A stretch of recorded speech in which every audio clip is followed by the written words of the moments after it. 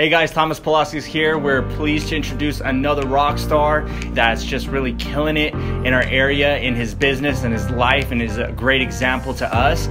The Parris Company has been honored as the legal industry national publication, including U.S. News and World Report, Best Lawyers and Super Lawyers, and it has a company that has reached over $1 billion in verdicts and settlements. I want to welcome Robert Parris, who plays a massive role in the Parris Company. Well, Robert, we appreciate you coming here and meeting with us and going over some quick interview questions as to how you got where you are now and what you've been through, things like that. So thank you so much for coming out with us. We really appreciate it. Before we get straight into business, I had a funner question. Where do you like to vacation, and what's your favorite part about it? I like to travel a lot, so probably my favorite place I went was Antarctica. I did a cruise to Antarctica. Wow. What did you like about it? The wildlife there, the whales, the penguins. Main reason I went there is penguins are one of my favorite animals. Well, they're always dressed really nice in their suits. So. Yes, What were you doing before you actually got into the practices of law? Before I got into the practice of law, actually I was born and raised in the Antelope Valley. Okay, perfect. We love that. My first real job is as a school bus driver. Oh, okay. And campus supervisor. Wow. At Antelope Valley High School. That's really cool. In Quartzville. And then from there I became a California Highway Patrolman. Oh. And stayed with CHP for about 16 years. Okay. As a captain when I left the Highway Patrol to join my brother Rex and sister-in-law Carol in the practice of law. Wow. So you've done a lot. A few things. That's really cool. See, we would have never known. Who would you say has been a role model in your life to kind of guide you to where you are now? I thought about that question because we had talked about it a little bit earlier. Right. And, I think for anybody it takes a village to form them into a person. So, there's always role models in your life during certain phases of your life. I started out with one of the role models that I have the great pleasure of working with right now was Leo Thibault. Okay. Leo was a high school teacher of mine. Okay. He taught ag science and ag shop at Palmdale High School. Okay. And now we have the great pleasure of working together. That's awesome. On the Antelope Valley Water Master Board. Oh, nice. So he was your teacher at one point? He was. And now you're working together with him. We are. That's really cool. I have a similar situation. One of my teachers from high school actually became a realtor recently, and now I'm teaching her. She's a really sweet lady, so we really love her. What would you say really encouraged you? You were doing the CHP, right? Correct. You were a captain for a while, you said, right? I was. Where did you have the change of heart? What encouraged you to get into law? When I was in high school, Thomas, I wanted to go into law, but I took some diversions on the way. I thought I was going to go into the Highway Patrol for like 5 years and continue with my education. But Highway Patrol was an incredible organization to work with. There's so much there, and it just took me a lot longer to get where I finally got to. You stayed with it for so long, you might have really liked what you were doing. It is incredible. In law enforcement, you're a family. And right, that's true. It was truly a family and just great people, and learned so much there. And but very difficult to leave. But very difficult to leave. You have to, life is short, and you have to follow different opportunities. Within your field right now, what is your expertise? My major expertise at the firm is mediations. Okay. I'm a trained mediator. I work with the federal court as a mediator, and then for the firm I go with our clients to most of the mediations we have. And you understand what the mediations are? They could be pretty intense, right? They can be. Okay. And, mediations and really most civil cases will settle in mediation, not trial. Right, okay. So when you get to the point of a case being litigated and before trial, you will try to resolve the case. Right, okay, yes, I have been in a mediation before, that's where you are frequently, huh? I spend 2 or 3 days a week in mediations. Wow. And most of those are settled right there? I'd say 90% of our cases get settled through mediation. Awesome. That's the peaceful way of doing things. I tell my clients the last place I want to take them is through a trial. Sometimes we need to, and our firm is incredibly good at them. Right. But it's the last place I want my clients to. Last place, yeah. I mean, that's the last place I wanted to go for sure. Innocent or guilty, I don't care. It doesn't matter. Don't want to be there. You did say it takes a village, and I agree with that 100%. I can't name one person that was most significant. I can name several people that have helped me get to where I am, and I'm sure it's the same for you. Is there anything that you can say was a huge contributor into your success of where you have come today? I really think it's this community. Got it. My parents divorced at an early age. My mother, Jean Powers, she's now 91, was an incredible role model for me and my brothers. Right. She, at one point was working 2 or 3 jobs, and we were kind of street kids for a long time in the Antelope Valley. Yep. You guys have a good history for sure. Say a village, it was, we teachers and baseball coaches and football coaches that would come into your life and help you along the way. So would you say that not necessarily the way you were raised, but just the environment, a lot of your life could have been totally different with what you have possibly had to go through? Absolutely. And like you said, it's a village and the people around you, the community that really helps shape you. And so I know you give a lot to the community. I know you're heavily involved in the community. And does it have to do with kind of giving back for what they gave to you? Everything we have, my brother, my sister-in-law, and myself, comes from this community. Awesome. Our clients come from here. We live here. We work here. We play here. Right. Our friends are here. So. Born and raised, and then on to success. I love it. I love that. That's awesome. And I know you have a lot on your plate, a lot of things going on. I'm sure things are changing constantly, and I'm sure there's a lot of stress too with some of the things you get, and you probably have become accustomed to certain things, so it's not as stressful. But with the ups and downs sometimes, how do you stay motivated to continue on doing what you're doing? I believe staying active, and again, it gets back to community. I've been involved with the Antelope Valley Fair, different ones for the last 25 years. Right.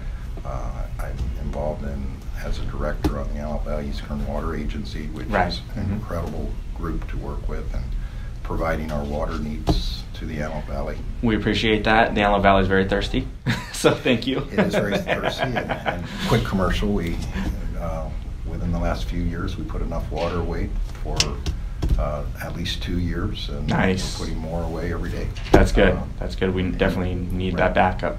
I've been involved with a citizens advisory group with Antelope Valley College. That's where I graduated from. Okay. And as you might know, the community passed a bond issue, and our college is going to be completely renovated. Nice. For our future. So yeah, I've seen it growing more and more, but now they're going to completely renovate the place. It's going to be doing amazing things. Wow. And the leadership there, Ed Knudsen and his staff, are doing phenomenal work. That's awesome. So, in your past, has there been a failure, would you say? That's a yes or no question? Yeah, yes or no, because I'm going to dig deeper. Of course. Of course there's been failure, yes. So we've all gone through failures, even you. We probably think you never have, but or at least we have that image in our minds, but we do. Sometimes on a daily basis. Thank you, I appreciate that. I love to hear that, because I think failure actually helps us. But how do you turn your failures into something you can consider a success, or maybe turn that into a positive? You learn from them. You look to see what you could have done different to have a better outcome. And then when you go forward, you do things different so you have a better outcome. Do things differently, you learn from them, you make a mental note. How do I change this next time? I love that. I really love that. When, as an attorney, I thought about that. The trials that I do the best on aren't the ones I learned the most Exactly. from. I love that. Trials I go through and don't turn out so well, those are the ones that I have learned the most from in my life. And you take it and you break it down and say, what could have been done differently? What could I do better in the future? And then you study yourself, right? I mean, that's what I do. I study what could have been done differently. Where were my mistakes even? And how can I make sure this doesn't happen again? Or how can I make sure that in the future I have a better result? I love that. So it sounds like... You live your life that way, that's how I live my life. That's what it sounded like. Yeah, awesome. I think I want to add, if you don't look at life that way, we've all run into people that act like they don't make mistakes, and they don't do anything wrong, and those are the people many times who in life will be the greatest failures. Exactly. I think I failed enough, and I continue to fail. And some people say, "Hey, Thomas, you've done so well." I'm like, "Yes, because I've failed more than you." I just put myself back out there. So you're involved in so many things: the water board, the community. You do a lot with the AV Fair, right? You do a lot with the AV College. Sounds like. Is there anything else that you're involved in as well? One thing the last few years I've really worked hard towards is to start bringing people together. Got it. And I have a small core group of people that I work with, and we formed our own little group called the Get Along Party. Okay. The Gap Party. Okay. Get Along. I like that. The idea is not to be Republican, not to be Democrat, not to be from Lancaster, not to be from Palmdale, but to work together on our common goals. Okay. Because in this valley, 80-90% of the issues most of us agree on. We want this valley to be safe for our families. Right. We want to reduce the crime rate. Right. We want to keep an environment for growth. Right. We need to have a good infrastructure. We need to have good schools. So there's so much that we all agree on. Right. And then, there's these wedge issues that people keep throwing out at us to divide us. And what the Gap Party's purpose is don't talk about the wedge issues. There's things you and I won't agree on. Right.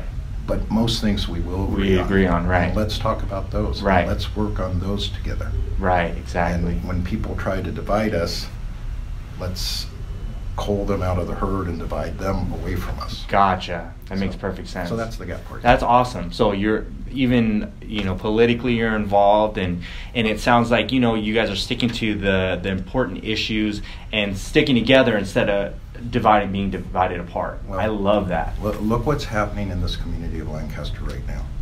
We're going to be the first city in the world that will be net zero, where we're producing more energy and electricity than we're using. Wow. We have BYD, Build Your Dreams, and that's a great name for that company. They're producing electric buses and batteries and electric service trucks and delivery trucks. That's awesome. And they're doing something to clean our environment, and we're going to be the first area, I think, in the world where all of our transportation is going to be electric buses. Right. That's amazing. Our crime rate now, our crime rate in Lancaster is either very close or a little bit below Santa Clarita. No one believes that. No. Can't believe it. And 10 years ago, we were at a tipping point where we almost lost this community to gangs. Right. But that has changed. It's changed because our court systems, our judges, our DAs, our deputies, our highway patrolmen have all come together to stop it. Right. So wonderful things are happening here. That's awesome. Politically, water board, the Gap Party, you're doing so much besides just being a part of the Parris company and pushing it forward to growth. How do you balance your life, your business, your family, and also your health? Yeah, well, it's all intertwined. I mean, I love that. Yeah, that's the first time someone said that, but yeah, definitely. I mean, I do what I love to do. My work in the community creates good health, doesn't take it away. It takes away my stress, doesn't give me more. There you go. My work here, I've been here long enough that I can do just what I want to do. I don't have to do the things I don't want to do. Right. So that helps me. Awesome. It's,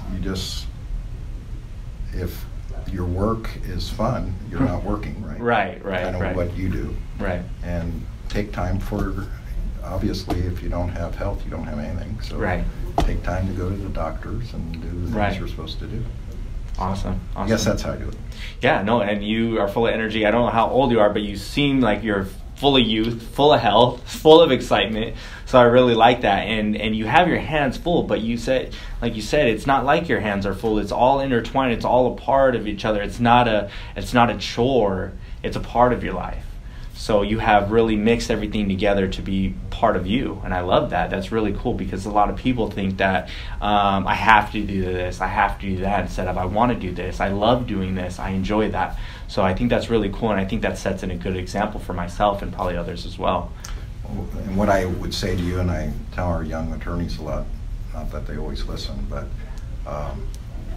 you work to live, you don't live to work. Right. And if you mix those two things up, you may have a very unhappy life. Right. So. Yes, I like that. That's awesome. What advice would you give to someone that maybe is inspiring to become a lawyer in the future? It can be one of the greatest professions there is. And what I have found is, what's great about being a lawyer is it's not the fight, not the litigating, but the part that you can actually help real people in times where they need you the most. Wow, yeah. And especially in this office, people come to us at the worst times in their lives. Right. And we're able to guide them through that. That's awesome. And hope that we can help them become whole again. Yes. So to be able to do that every day, that's an incredible blessing. That is a blessing. So. Yeah, so I could see how that would motivate future people that are interested in doing it. And it's not just about building a business. It's not just about, earning a paycheck. There's more to it than that. It's helping others. And that's one of the reasons I love my job. I get to help people. And you know what I like about it the most too is knowing that I'm helping them better than anyone else could help them. Yep. Knowing that I'm giving them the best service they could possibly get. That makes me happy. Well, you're giving them their dreams, right? You're helping them find their dreams. Right. What better job is there than that? So what was the most challenging event for you? Maybe it could be in life, or it could be in your business, or it could be part of in the community. Whatever aspect you think, what was something that was very challenging, and then how did you overcome it? I think my mind goes to the death of my stepfather, John Powers, who was an incredible inspiration in my life. And it was really the first time I had faced someone that I loved so much that passed away. And I was there, and all my brothers were there when he passed. And, but what you take from events like that is, my stepfather John, he was involved in everything in the community. He's a CHP, senior volunteer. He worked with the sheriffs as a volunteer. And he had been in this community the whole time. So you go on and you do what he would want you to do. Wow. So that was, I could see how that could be incredibly challenging. And, I think a lot of people are broken by those types of things. And not to say that, you weren't broken. I mean, I'm sure it did break you. But at the same time, you took that, and again, where we talked about taking, a negative and turning to a positive or whatever, and motivating. And so I love how you took that and you said, this is who he was. How do I be that person in his while he's gone, and live for him, live the way he would live.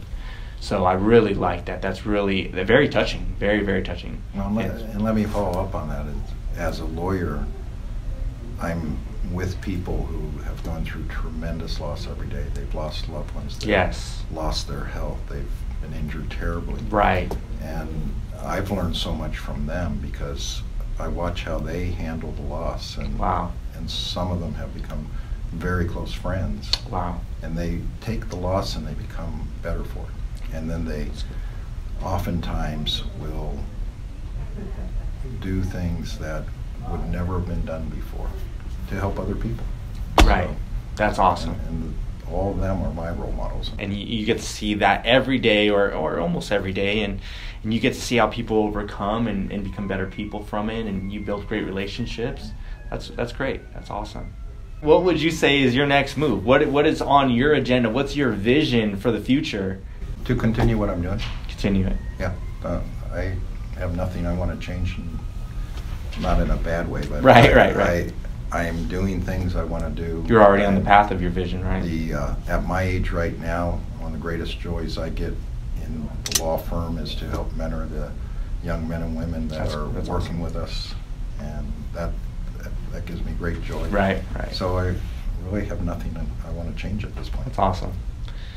So if you could start all over, kind of flip it around, if you could start all over, what would you have done differently? I tease about sometimes. I tell people I would have been a fireman, but I don't think so. I really love the work that they do, how the main things they do to help the community. But right. I don't think I'd change anything at all. Gotcha. I mean, not saying that I did everything right or that I made all the right choices, but I got to this point in my life by doing what I had done. Right. You are who you are today because of what you went through. So that's awesome. That's awesome. And to get to a point in your life where you are satisfied with who you are, and obviously you're always learning and growing, where you're telling me that, learning from other people and their stories and what they go through. So you're always changing and becoming better, but being satisfied with who you are and saying, hey, all the hardships I faced, all the mistakes I made, everything that I did is who I am now. And I'm happy with that person. So there's nothing I would change. Yeah, if I would take on a different course, would I be here now? Would exactly. I be doing the things exactly, right and now? We can't have that because then we might not be sitting together. Exactly. You are very involved with the Parris brand. You're a very key player, very important person.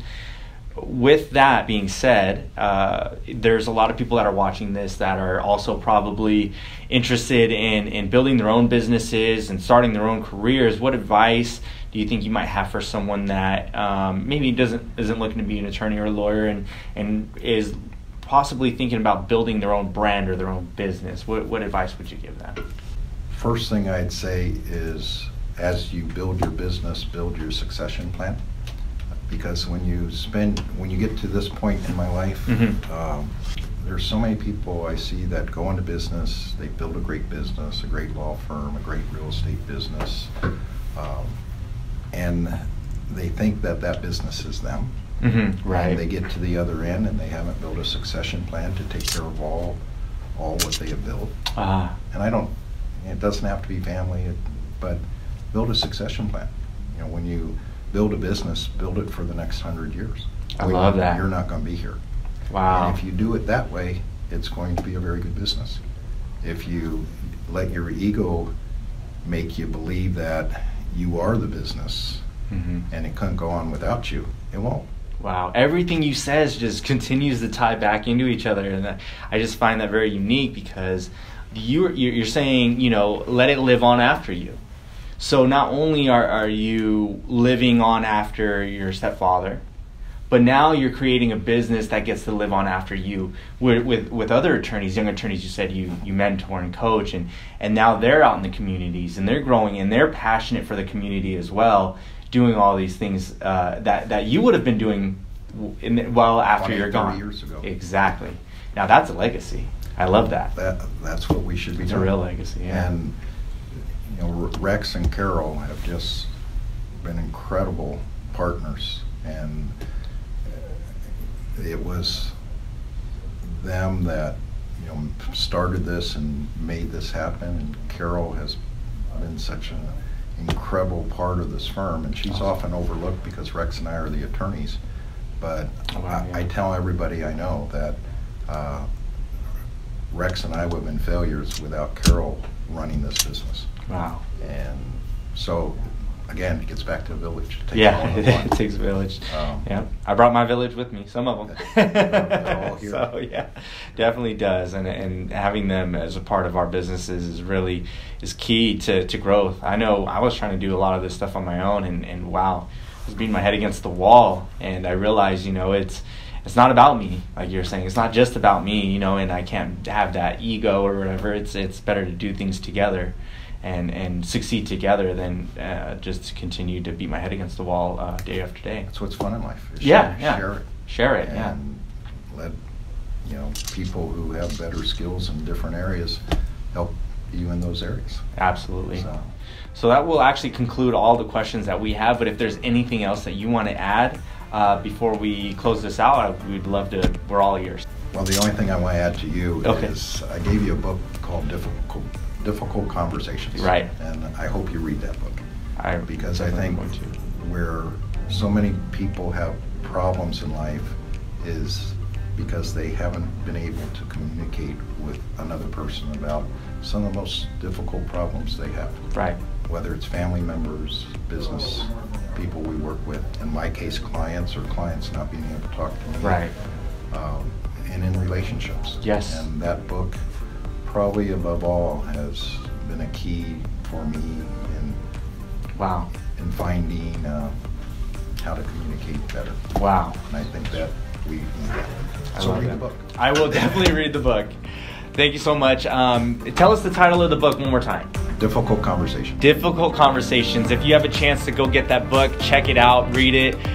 You can give us feedback on what you think below in the comment section of this. And we loved having Robert here with us today. It was an awesome journey. It's always cool to see other people's experience and what they've been through and where they're at today.